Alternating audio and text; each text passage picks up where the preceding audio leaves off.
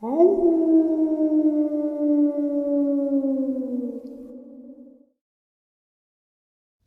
greetings and salutations, everyone. I hope everyone is doing well. Welcome to today's upload. Before we jump into it, a quick couple of links. As many of you may know, I rely on Patreon, PayPal, channel membership, and the merch to help the channel to continue to grow and go. Links to Patreon, PayPal, and channel membership is in the description below. Merch displayed directly under the video. Also, Dogman Frightening Encounters, Volume 1 through 3, the audiobook versions. They were written and researched by Tom Lyons, narrated and produced by me, Jeff Nadolny.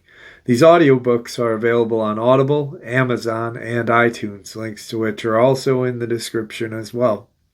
And finally, last but definitely not least, if you'd really like to help support this channel to continue to grow and go, simply subscribe. It does not cost a cent. Click this like button. It takes half a second. If you don't want to miss out on any of the informative uploads that I put out daily, click the bell icon. And folks, please leave a comment and share the video.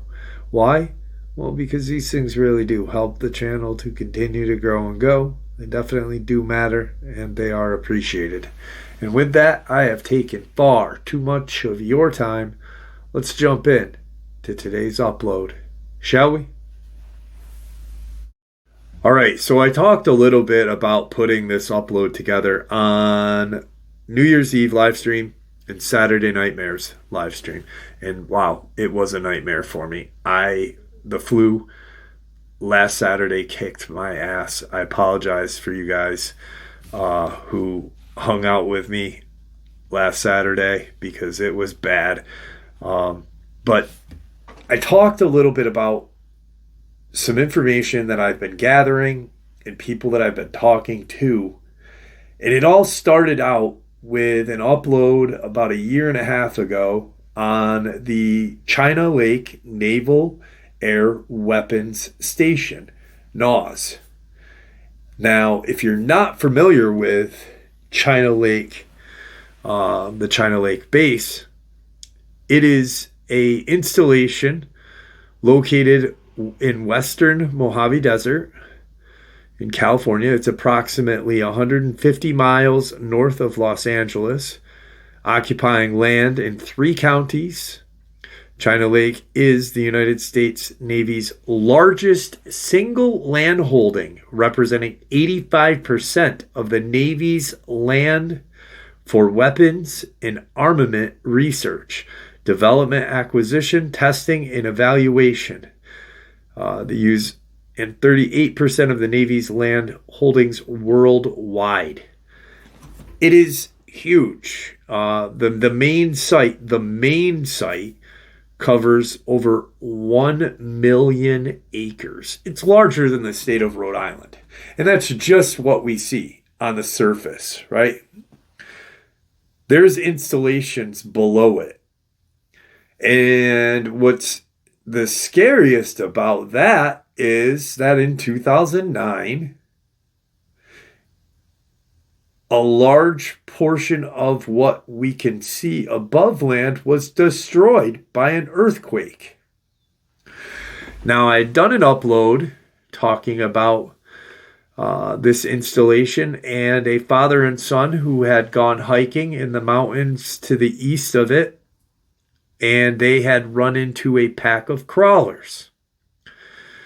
So as time goes on, I start to learn different things about this facility and other eyewitness accounts of what has gone on there and other creatures that have been spotted in that area.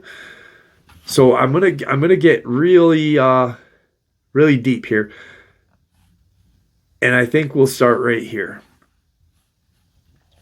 So, China Lake Naval Air and Weapons Station is not just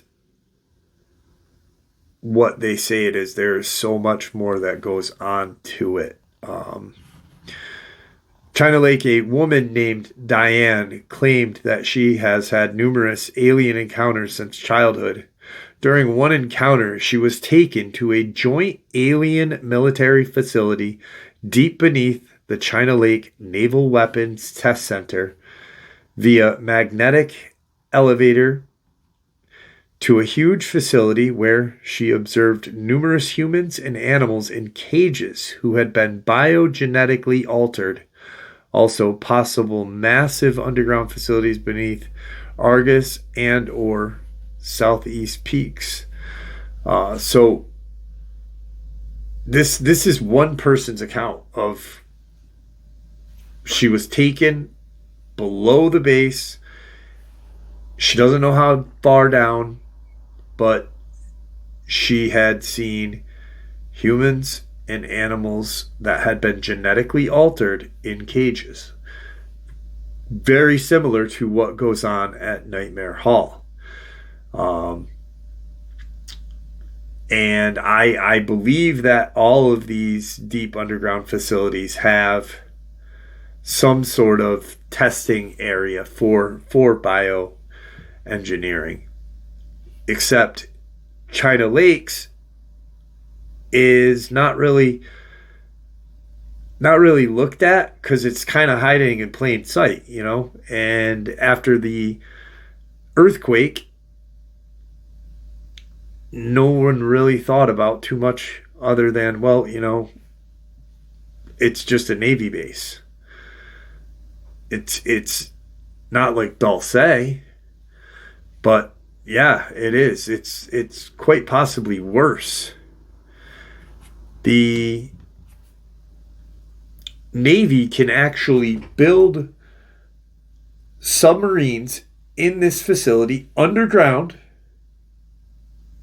and use either their tunnels that they have bored through the ground. They also can use underground pockets of water that run to the Pacific. There are underground rivers that run below California, and they can actually build a submarine to where drones and spy planes cannot see what's going on because it's underground, and then just the public and the government or Congress would not be the wiser of what they're building there because they can just build it and shoot it right into the Pacific. I had read a comment in that upload about the father and son, and it said it was a woman who had commented, and why isn't our government doing anything about this? And the simple fact of that is they can't. They are a pawn, a tool for this one world government, this Luciferian agenda. You know, the government really has no say. The secret shadow government allows it to happen because that's what they want to happen. The United States government is like every other government out there. It's a facade. You have one world government, the United Nations, run by the Bilderbergs and all these other crazy families, that the 13 families of the Illuminati. And even they are just pawns. Even they are just tools. Just like the United States government, they're to the secret shadow government. They are nothing but just useful instruments, like a hammer in a carpenter's toolbox or a saw, you know, a violinist's bow. It's a tool for them to use. So during all of this research I've been doing about this facility, I stumble upon this, and it freaked me out because I had talked about this in an upload, or excuse me, in a live stream that I had done. Forget which one. And I remember pushing my chair back and going, holy shit. They are doing this.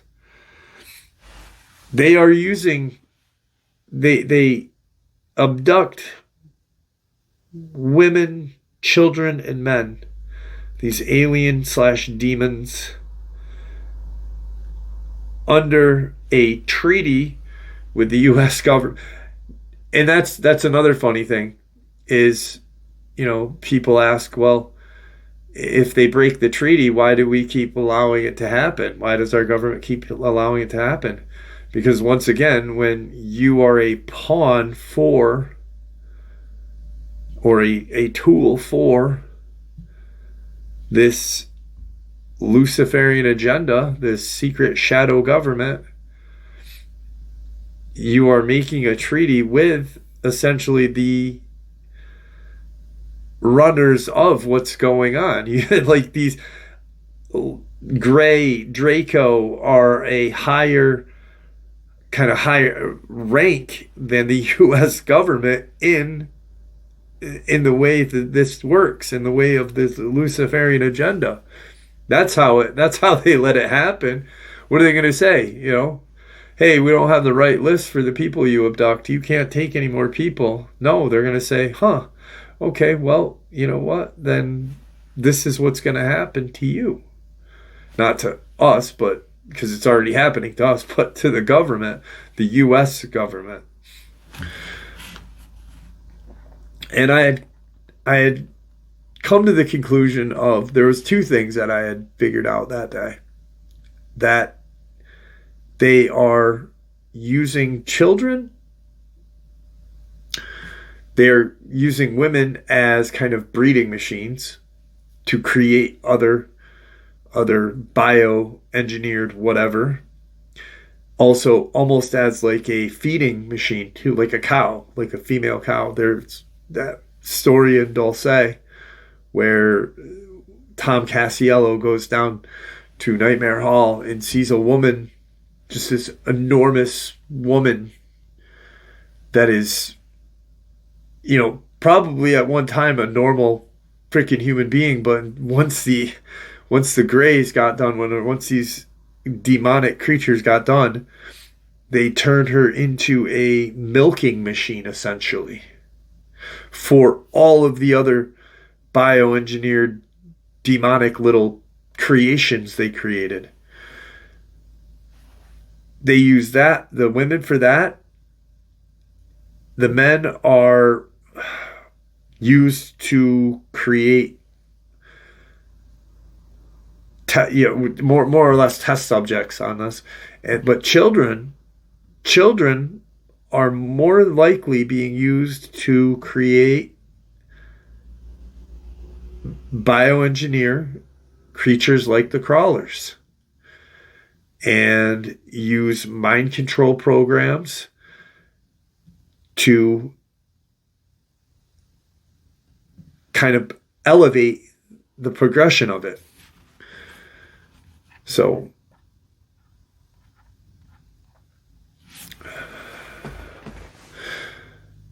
major mind control program sites with explanations of their programming. This list is added as a supplement to those sites exposed. Slaves have to come into the shop periodically to have certain maintenance programs renewed to maintain the power of the programming. Most of these slaves that are being used in operations come in at a minimum of every 2 to 3 years. Most people who have been programmed are sleepers, and many people who have horrible programs to carry out are programmed for the next few years. All kinds of sites are used. For instance, Boy Scout, Girl Scout camps, a large church in Greensboro, North Carolina, a desert site in Tucson, Arizona, and hotels in New Orleans. Many people who have been recruited into these mind control are seen being sent to Colorado Springs, Colorado. Now, recruited is more or less kidnapped or trapped. A network of daycare centers have been established worldwide by the Illuminati's network for the programming and recruiting of children. A series of youth hostiles has also been created originally by the communists for a network goal and have been widely used by the communist faction of the world order. The elite have their own schools, such as Eton School in the United Kingdom, which receives some Illuminati children under mind control. Watch the Office of the Global Analysis, which is an intelligence group for global analysis for the NWO. Also watch out for the National Program Office, the NPO, which is reported to have been created in 1982 to oversee black programs of intelligence agencies. The National Reconnaissance Office is another black ops group. This group is in part housed within the Pentagon and deals with assassination teams. It uses lots of illegal funds, which it launders through other Pentagon agencies called the DSAA, Defense Security Assistance Agency. General Howard Fish, Mr. Eric von Marden, General Phil Gast were the men in DSAA that laundered the NRO's money. Irving Davidson, who has one foot in the mafia and one in the military black ops, is a go-between. One of the assassination programs they ran years ago was the Zeta Diogenes Project. Now, here's something that I want to really share with you guys is about a year ago, I had done an upload where some Amish and Mennonite in Mexico had run-ins with Dogman and run-ins with Nephilim. Now, they were also attacked by the Los Zetas, which is a cartel down there. Now, strangely enough, the Zetas were all trained by the CIA and other clandestine United States agencies sent to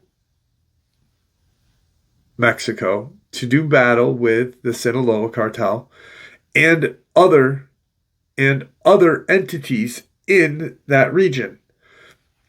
When I say entities, I don't mean other cartels or other human entities. I mean other entities like Dogman, like giants. The cartel, the Sinaloas, supposedly had figured out a way of harnessing and using dogmen, just like the American government has in their breeding programs.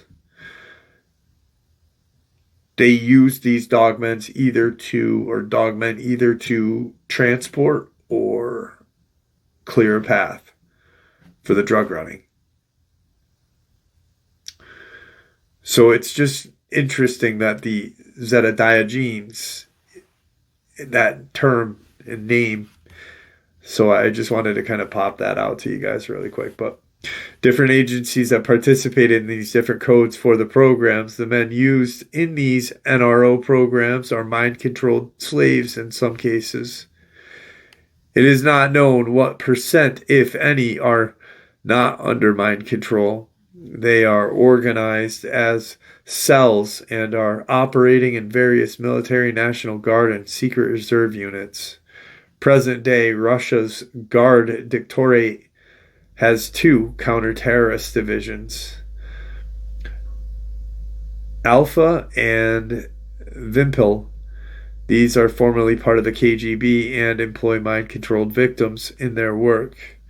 OP06D is the unit assigned to perform penetration tests to determine security at these different military intelligence bases used for this programming.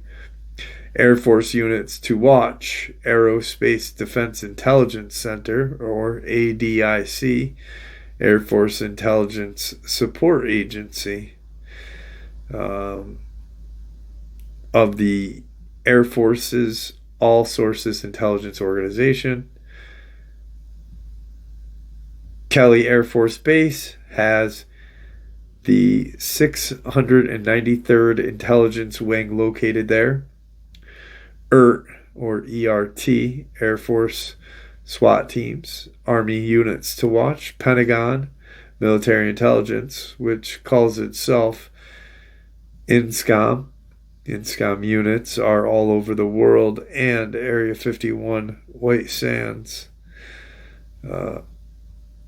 Fort Meade and their Vint Hills Farm Station in Warrenton, Virginia, near the old battlefield sites. There is a fort in Arizona, apparently sports a sphinx-like statue. So many intelligence people came from the Illuminati initiating centers of Harvard, Yale, and Princeton, and that acronym, HYPE, or HYP, was applied to some of them by others as an allusion to the word hype. For the first hall of MI6 history, only women from the elite, the aristocrats, were recruited to work in MI6. For this reason, the women at MI6 were called Queenie. As Illuminati members of the hierarchy, they were indeed given various queen positions. The crossover occurred both ways. One finds intelligent people in places like Yale and the big Illuminati corporations. For instance, the military psychologist Alexander Askenazi, who worked in the area of mind control for the Army, later taught at Princeton, and then went to a prominent position at the New York State Psychiatric Institute and the Department of Psychiatry at Columbia. Another example is Robert Finley Delaney, who worked with the Navy in PSYOPs, the State Department, and also worked in ESSQ, Standard Oil Company. One final example of that, one further example, or one final example in that list explains, seems to go forever. Professor of psychology of Yale, Irving Jennis, military man who worked in the military psychological research and PSYOPs, and who co-authored Communications and Persuasion, Personality, and Pursuably.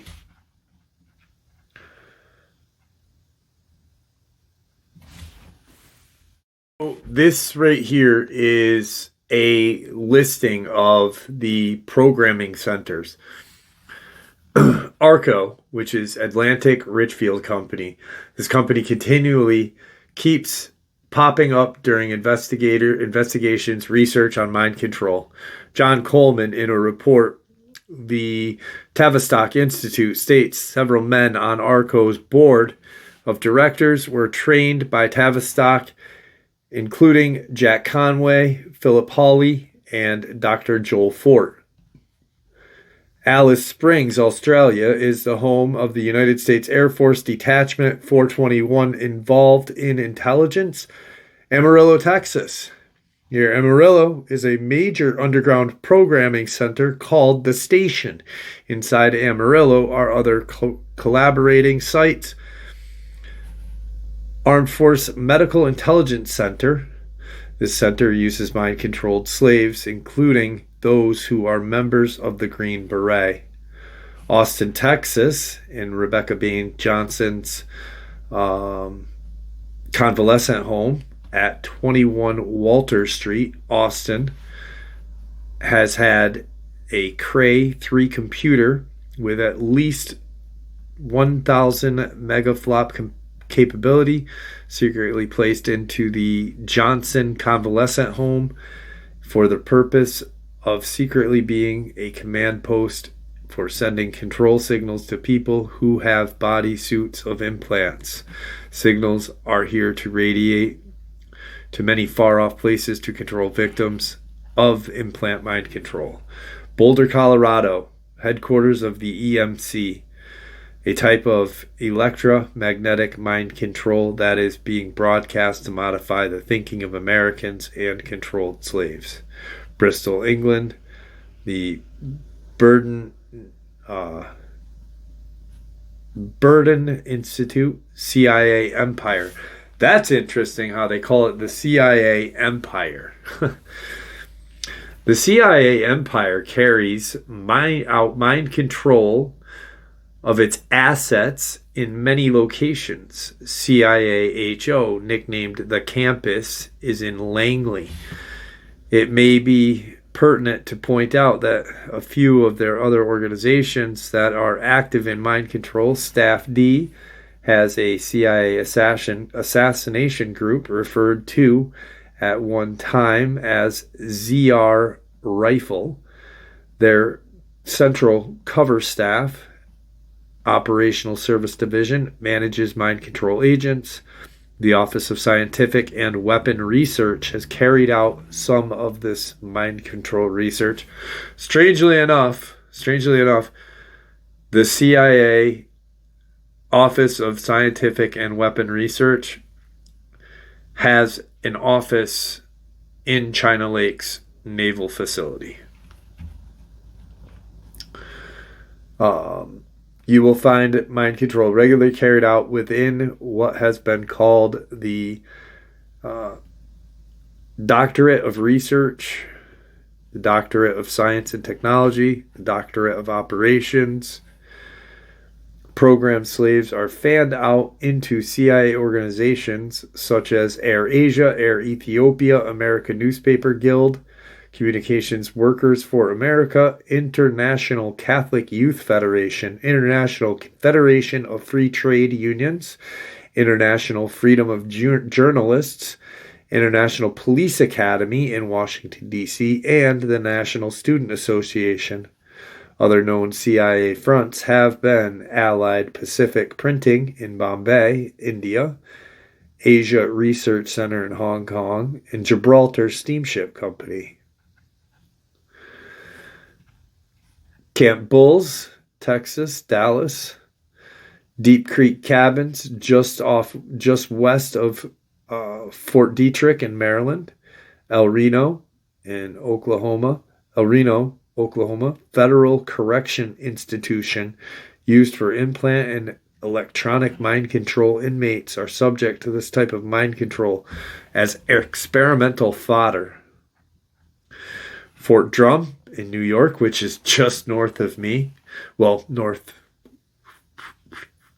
of me, in Watertown, military reservation is used for training troops in winter fighting, as well as having been used in remote mind control programming in a facility of northern New York. Fort George Meade, Maryland, Fort Polk, Kirkland Air Force Base, of course, Lexington, Kentucky, Los Alamos, Maine, just Maine, the state of Maine. The CIA used International Children's Summer Camp for mind control, MK Ultra mind control. Also in Burlington, Vermont, had a summer school there, and in New York. Now, in New York, the one in New York is where Saranac Lake, the guy who was hiking one day, found a abandoned facility that had been abandoned since like the 70s, which all had you could clearly tell that it was meant for children. It was an MK Ultra camp for children, and they brainwashed these families and their children, and who knows, anyone who has ever been there has never come forth. Oswego, New York. New Orleans. Princeton, New Jersey. Salt Lake City, Utah. St. Mark Hospital. Used it for programming. Utah State Prison. The Utah State Prison I am not even going to get into because it is too graphic to even say on YouTube. Vermont. A remote mountain site is used for programming. Victims are helicoptered in. Vancouver. Veterans Administration Hospital and Medical Centers. This list is not comprehensive as some have been closed, and this is a list of active ones. Washington, D.C., the secret NOD underground installation, which is connected to the intelligence groups such as NSA, CIA, as well as many other nefarious groups, lie under the White House with tunnels connecting to this NOD installation within the House of the Temple. The Supreme Council of the 33rd degree of the Scottish Rite, the House of the Temple, has a 14-foot by 25-foot room in it with 13 chairs where the Illuminati Grand Druid Council meets. So 13 chairs for the 13 families and those representatives of the each family. The NOD deep underground installation has numerous levels to it. One eyewitness went to level 17 and stated that he believes that deeper levels exist. The NOD installation is involved in psychic/demonic and satellite control over slaves. This underground complex is to allow the government of the United States to escape a nuclear attack. Enormous complex radiates under DC and connects with many other sites. The tunnel system is used to move some of the mind-controlled slaves. The walls and ceilings of these tunnels are ceramic tile with fluorescent lighting recessed into the ceilings. We're going to come back to the deep underground facilities in China Lake and other areas. But right now, this is the key. This information right now is key to this upload and key to part of the reason why I believe the government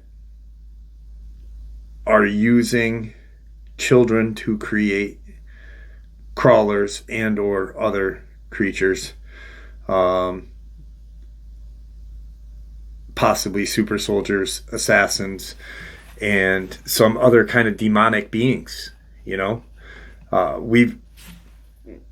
few days ago I did an upload where they're trying to experiment. The Draco Greys are trying to experiment, but they cannot create what they want because they can't use the human spirit, because our spirit, they've yet to figure out how to capture it. So by bioengineering these human children, they essentially lose their soul, lose their spirit, and become demonic or become some sort of demonic creature, lack of a better term, and the term that fits. But this right here, this is insane. The Death Valley Germans, as dubbed by the media, were a family of 4 tourists from Germany who went missing in Death Valley National Park on the California-Nevada border in the United States.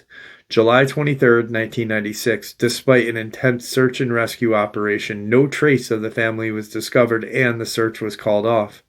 In 2009, the remains of 2 adult members of that family were discovered by experienced hikers, Les Walker and Tom Mudd, who were carefully searching a remote area for evidence of the fate of the tourists, and conclusive proof of the fate of the adult male was later established. Background: the family consisted of 34-year-old architect Egbert Rimkus, his 11-year-old son, George Weber, Rimkus' 27-year-old girlfriend, Cornelia Meyer, and her 4-year-old son, Max Meyer, all of whom were from Dresden, Germany. The group arrived in the United States on the 8th of July, 1996 at Seattle-Tacoma International Airport, immediately flying onto LA International Airport, or LAX, where they rented a green 1996 Plymouth Voyager minivan. They spent some time in San Clementine area in Southern California and drove to Paradise, Nevada, where they stayed at the Treasure Island Hotel and Casino. During the trip, Rimkus called his bank in Germany requesting $1,500 be wired to them in California, and then faxed his ex-wife asking for additional funds, which were never sent, but before entering the park. The family then drove to Death Valley National Park on the 22nd of July, where they bought 2 copies of the Death Valley National Monument Museum text in German and the Furnace Creek Visitor Center, and spent the first night camping near Telescope Peak. The next day, the group traveled to various tourist sites, with Cornelia signing the names of all of the family members on the visitor log at an abandoned mining camp.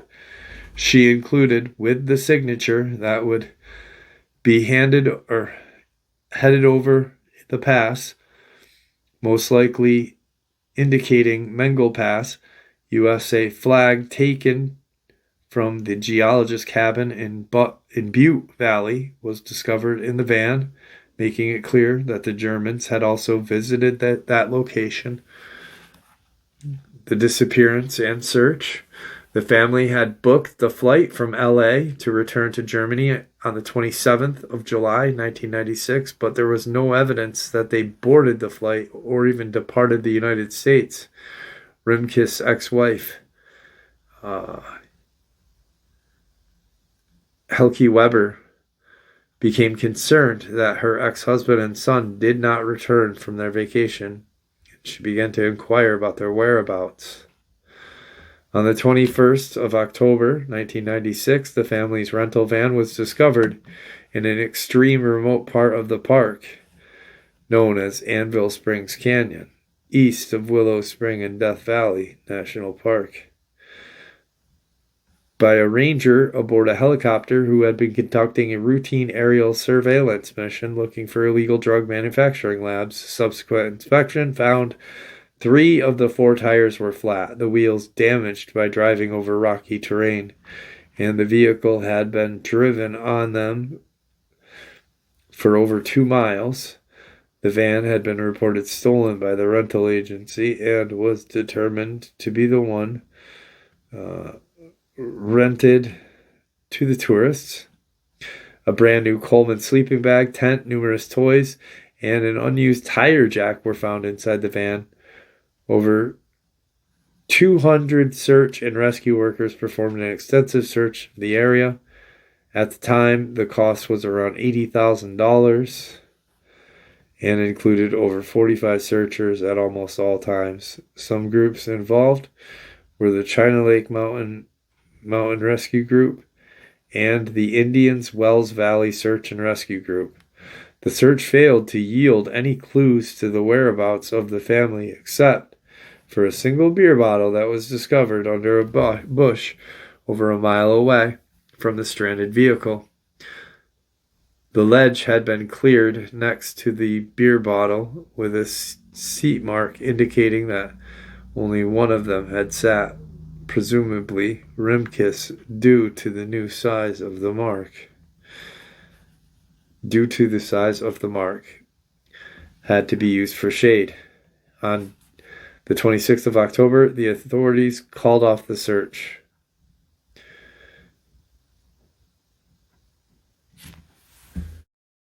On November 12th, 2009, Les Walker and Tom Mahood, two hikers who were off-duty search and rescue personnel, looking for traces of the family, discovered skeletal remains of two adults, one male, one female, with identification belonging to the missing tourists found near the remains.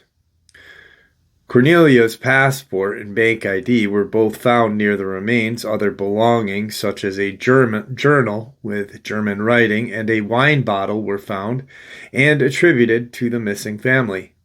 Although DNA was recovered, only the bones of Rimkus. Authorities claimed they were fairly certain the bones belonged to the missing tourists. The remains of the children were never officially discovered, although the sole of a shoe, possibly from one of the children, was found. Supposedly, bones resembling those of children were found by searchers near where the adults were found, but no official report was ever made during a follow-up discovery. Mahood speculated that while vacationing in Death Valley on July 23, 1996, the family, short on time and wanting to visit Yosemite Park, on their way back to LA, attempted to take a shortcut to Yosemite en route whose difficulty they underestimated. He believed they may have seen an AT&T tower and approached it to find help, but his fieldwork led him to realize that that tower would not have been visible from the route. Mahood then explored the theory that after their vehicle became stranded in the wash, the family traveled on foot southward to seek help at the Naval Air Weapons Station at China Lake, where they may have expected to find a well-patrolled fenced perimeter, a common feature of military bases in Germany, but not of military bases in desert areas of the southwest United States. The family likely succumbed to heat stroke, dehydration, and lack of shelter halfway to the base's perimeter. So, the bones were found 13 years later. The vehicle, where they found the vehicle, this is how crazy all of this is. We'll just start with the vehicle. The vehicle, a minivan,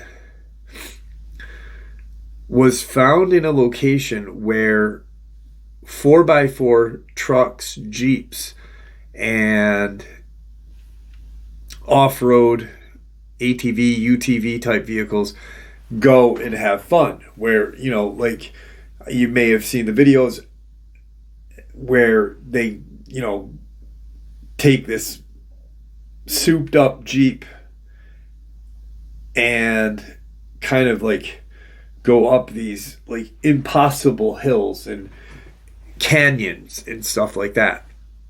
That's what we're talking about, where they found this van.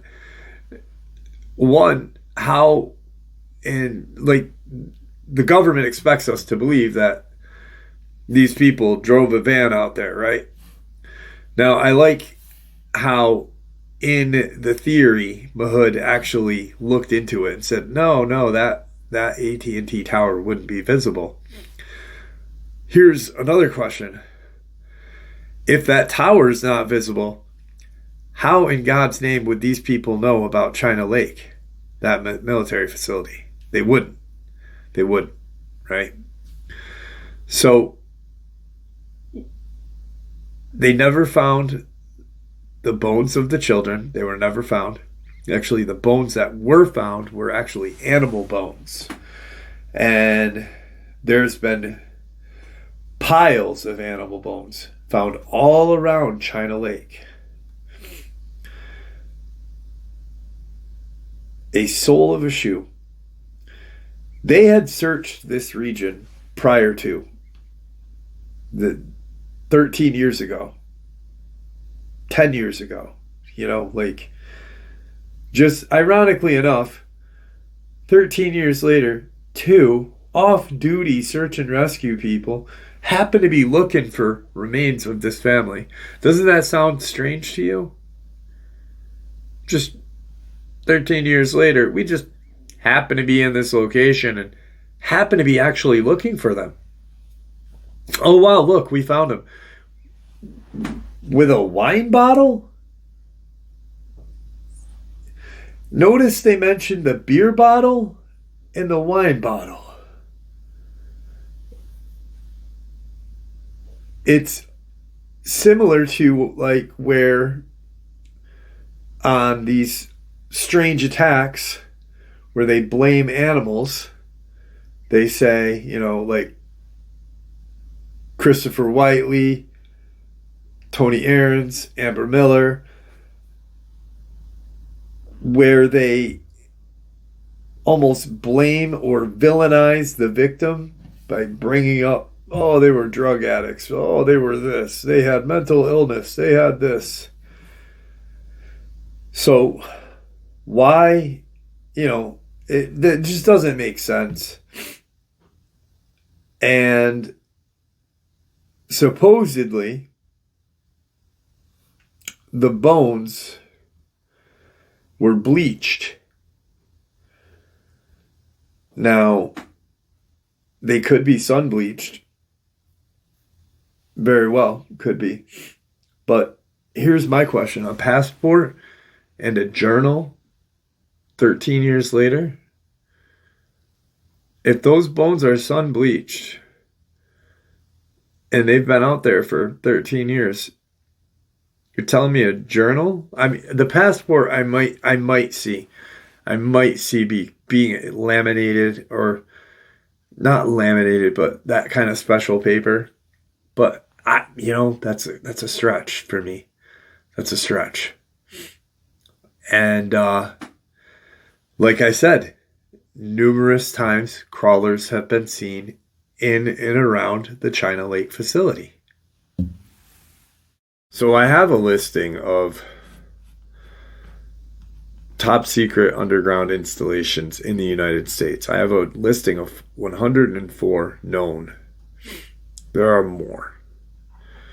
But I just want to share California has something like 21. China Lake is 15 in this list because it's alphabetical. But China Lake, weapons research, human modification, mind control. Human modification and mind control is absolutely insane. Now, getting off subject quickly, I talk about New Mexico and Colorado, the lower part of Colorado, the southernest most part of Colorado, and the northernest part of New Mexico. I talk about how I believe there is a deep underground facility or city right there. The state of New Mexico and Colorado have been used for construction of a series of underground bases. All of the rest of the states have as well. The primary underground facilities in New Mexico consist of 3 enormous underground bases in Dulce, New Mexico area. The White Sands, which has also 3 underground bases. Carlsbad, but Taos has an underground. But here's the thing. Those 3 underground facilities in Dulce, New Mexico, are not just three. They essentially are one because they're joined together by these tubes, and they're not very far from each other at all. Now, the southern part of Colorado, Alamosa, has a large underground facility, supposedly a hangar for alien-like aircraft. Now, I don't know if you guys can see this, but you see these pins? All of these pins range from the lower part of Colorado to New Mexico. This is where these women, children, and men are being taken, genetically modified. In Dulce, they talk about a creature that is like 7 foot tall, hairy, humanoid hairy creature, claws. They don't describe its facial features, but they said it mimics the cries of babies. If they created that thing out of DNA from something else to a human, what else are they creating? I truly, truly believe that these evil demonic creatures, these aliens, these Bilderbergs, the Rothschilds, they're demonic. These 13 families of just are so demonic that we need to stop and air this information out to as many people as you can. And it doesn't matter if people think you're crazy or not. I bet you some people will watch this and be like, that guy's a fucking Fruit Loop. And you know what? Doesn't matter to me. Because that person that heard this and says, that guy's a Fruit Loop, he heard the information. And it's sitting in his brain. And something will come up one day and he'll be like, holy shit, I remember hearing about that. I don't remember where, but I remember hearing about that. And it doesn't matter where he heard it about or where he heard it from, excuse me. It matters that he has the information. And that's all that really matters. It's not about who said what and who did what. And, you know, look at my book that I have on the shelf and look at me, I'm on this TV show, aren't I wonderful? And no, it doesn't matter, because true whistleblowing, true sharing of information doesn't care. You just get it the fuck out. Get this information out to these people, as much humanity as we can. And hopefully these children will stop going missing. Hopefully these women will stop going missing. Hopefully these men will stop going missing. You know what my thing is why aren't they taking prisoners? Why aren't they taking people that, not like a person who, you know, robbed a bank or, you know, did something non-violent, but why don't they take the violent prisoners? Or the R-word prisoners that, you know, the sickos. Take them. If you want to know why they don't, because they fall under that demonic category. They literally, if they had access to prisons, if the government said, here's access to our prisons, take a few, they would take the ones that are not evil, because they already fit in their category. They would take the guy that, you know, robbed a freaking 7-Eleven of 4 sandwiches and 5 drinks to feed his family, instead of the R-word guy and the murderer. All right, so I just want to share this with you before I share what a subscriber shared with me probably 2 months ago. because I've been compiling information on this. Now, right here is a map, a schematic of where everything occurred. Number one, right here, one is that is Warm Springs Camp, where Cornelia wrote in the visitor's log about going over the pass.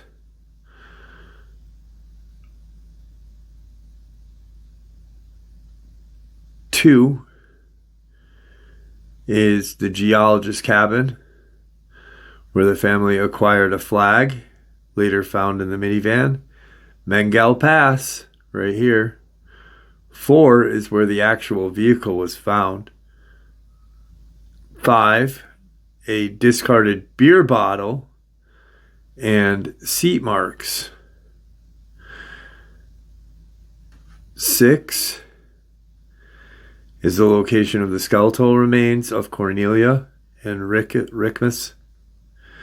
7, China Lake, the perimeter, right?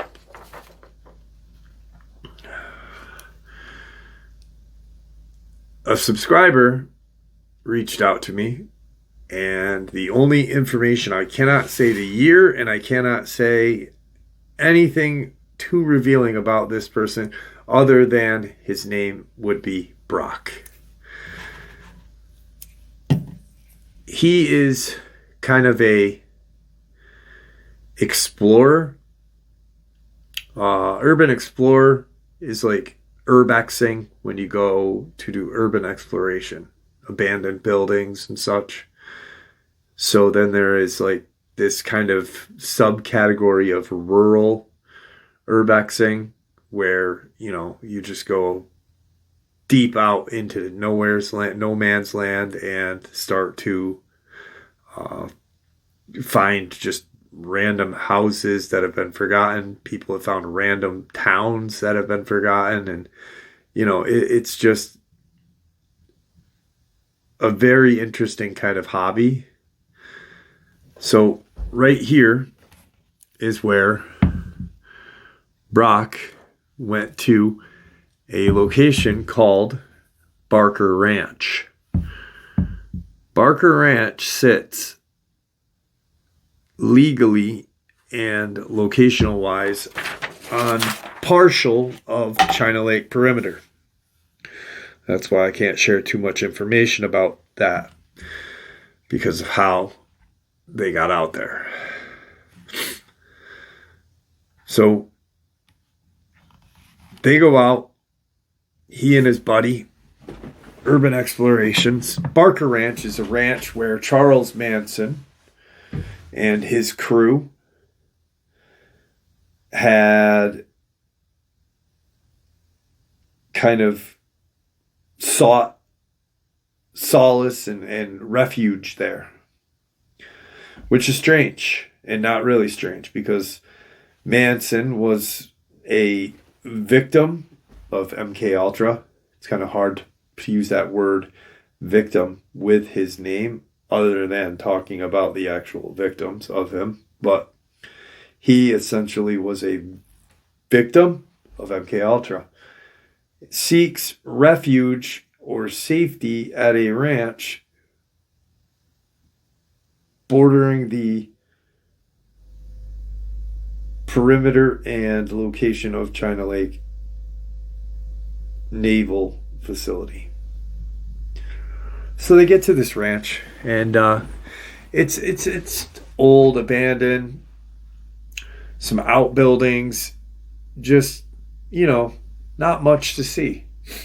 But it's cool because to a select few, you know, when you're in that kind of into that stuff, and I like urban exploration. I think it's pretty cool because you explore things that have a history, right? So you're exploring a location where Manson hid out. That's pretty freaking cool.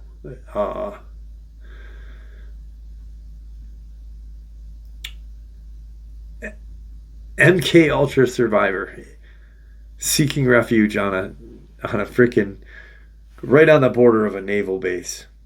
One of the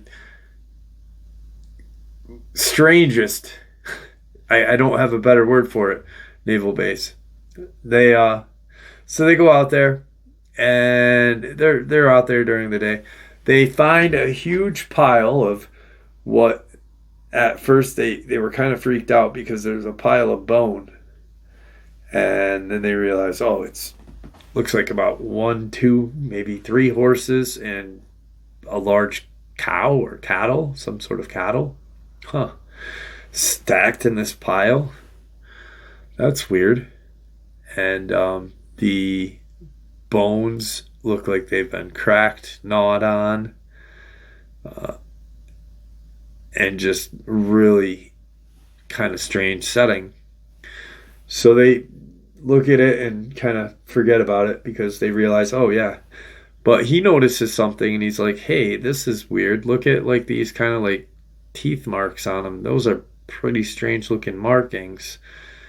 And they realize that some of the bones have been cracked and this and that. Now, they are sun bleached to an extent. To an extent, not completely, but they go through all these little outbuildings, excuse me. So they are going in these outbuildings, checking them out. The only weird thing so far is that they had seen these pile of bones. It's starting to get towards dusk. The sky is kind of like a pinkish purple, and they know that they've got about an hour and a half walk or hike ahead of them to get out of there. And they want to get out before dark.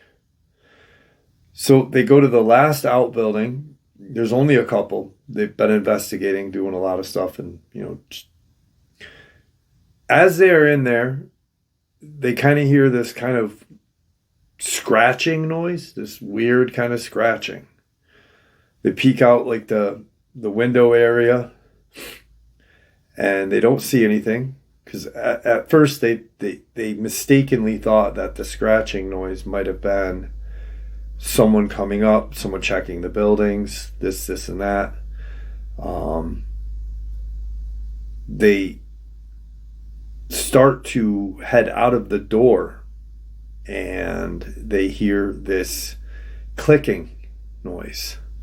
It's very strange, loud clicking with more scratching.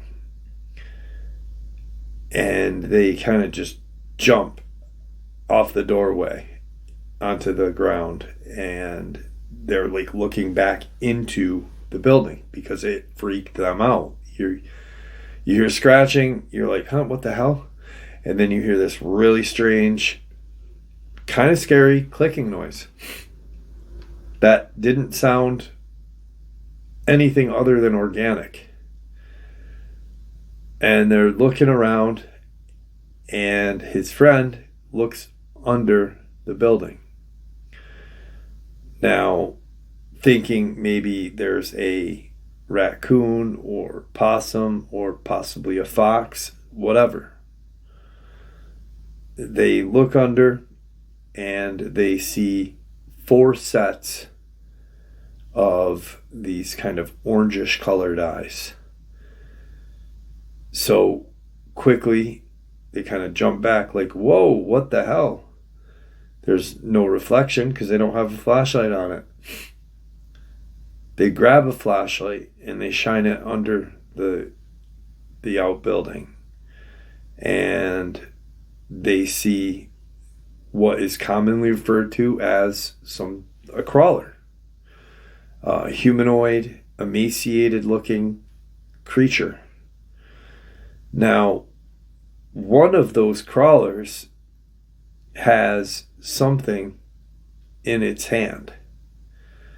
And they're like, what the fuck is, they have not yet, things have not registered exactly As they flash the flashlight onto what they see, they realize, holy shit, like this is a monster. There is essentially a monster, and there's 4 of them under the building. And one looks like it's holding some sort of stuffed animal. And they jump back like it was a stuffed rabbit is what it looked like to him. So they proceed to jump back. Now they've realized exactly what they're looking at. They don't know the term crawler. And they start to run. They've got, their packs on them. They were ready to head out. They just wanted to look at this last outbuilding. As they are running, they're realizing, all right, it's getting a little darker. Let's take a minute. We're a good distance away from the ranch, the Barker Ranch. They start to slow down, and they're in this kind of like there's a cliffside off to the side of them. Barker Ranch is off to the side of them. It would be on their right-hand side. There's, they've had to go down into this little kind of canyon area to follow the trail out. As they are now walking, talking about what they witnessed, not thinking like these things are going to chase them or whatever, they hear this loud, what sounds like sonar. And they look up and they see 2 of these crawler things running on top of this cliffside. They're not running bipedal. They're running quadruped. And one of those creatures has that stuffed bunny in its hand, like running with it. They stop immediately because now they're like, we're getting chased. Fight or flight mode. Grab our knives out. If we have to do this, we'll do it. They realize, holy shit, it's got the rabbit. And then they realize that one's smaller than the other one that's ahead of it. As they stop, those 2 creatures stop and look down at them. And the one leading the way kind of turns and looks at the smaller one and motions it like, go, get out of here. Like, they end up walking out of there with no more sightings of these creatures. But it's something that will never be forgotten. His rational thinking, and it is rational, is that why would it be holding a stuffed animal unless it was a child at one point abducted with its stuffed animal, and that's the one thing that you can use to control these creatures to do your bidding, to mutilate, kill, destroy property, whatever, terrify. At that point, I believe that we're talking children now.